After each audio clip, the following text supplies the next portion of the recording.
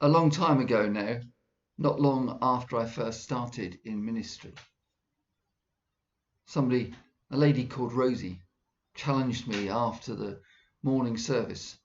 I'm not quite sure if she thought it was a challenge at the time, but it felt like it. But she said, that was interesting. But I wonder what it would have been like if the children had told the story.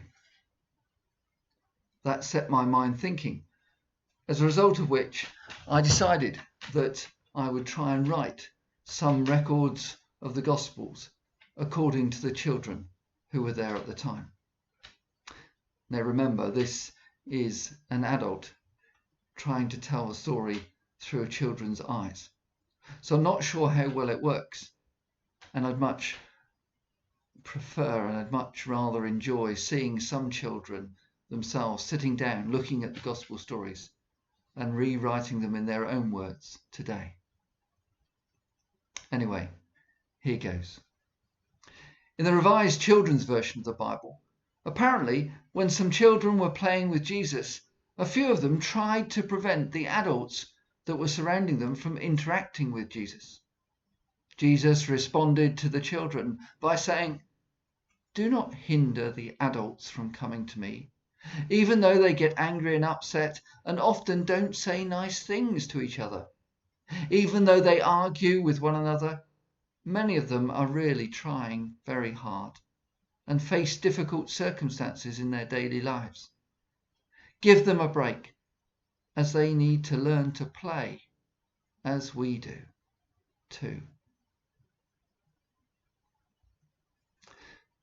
And then a child's retelling of the story that was our gospel reading on the first Sunday of this month. I didn't know he was going to do that with them. If I had, I'm not sure I would have let him have them. How was I to know what was going to happen next? Everything had started out so well. It was a lovely day, so I decided to go up the hill for a walk. Mum packed me off with some rolls and some fish, and off I went. I didn't know that the teacher bloke, that rabbi that everyone seems to be talking about, was going to be up there on the hill. And I wasn't quite sure what was going on when the place was teeming with adults, kids everywhere as well. I couldn't move and was just about to disappear back off down the hill when a couple of grumpy men grabbed me. They picked me up, lifted me above the crowd and frog-marched me to this chap Jesus. What on earth were they playing at? It was my lunchbox they were after.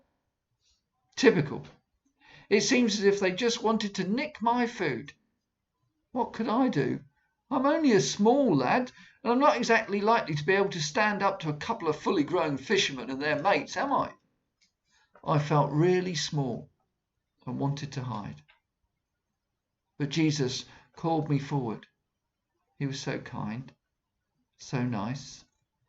And he explained that the group that called themselves his mates were in a spot of bother. And would I be so kind as to help them out? Of course, I was willing to help. So Jesus took my lunchbox. The next thing I knew, everyone was having a feast. My lunch had somehow disappeared, but everybody was having a feast. What had Jesus done?